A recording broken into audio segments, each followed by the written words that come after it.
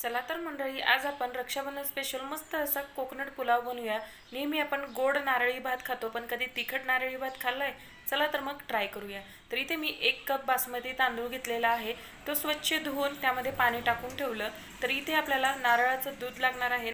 तर काय करायचं ना, ओल्या नारळाचे तुकडे करायचे, मिक्सरमध्ये घालायचे, पाणी घालून त्याला बारीक वाटायचं आणि कापडाने गाळून घ्यायचं। तर इथे आपल्या नारळाचं दूध तयार होतं।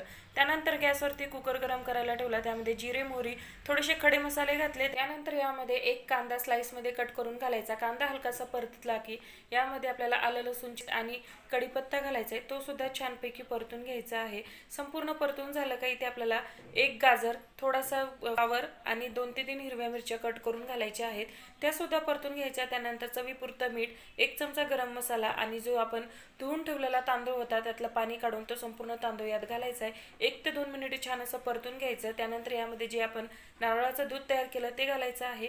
1 कप तांदळासाठी 2 कप नारळाचं दूध घालायचं आहे। भरपूर अशी कोथिंबीर घालायची, मिक्स करून झाकण लावून याच्या 3 ते 4 शिट्ट्या काढून घ्यायच्या आहेत। तर याची डिटेल रेसिपी चॅनलवर अपलोड केलेली आहे। रक्षाबंधन स्पेशल थाळीमध्ये हा कोकोनट पुलाव मी बनवलेला आहे।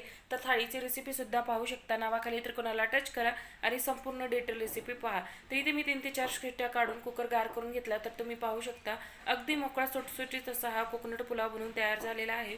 खूप मस्त लागतो, नक्की ट्राय करा। आणि रेसिपी आवडली तर लाईक, शेअर आणि सबस्क्राईब आणि फॉलो नक्की करा।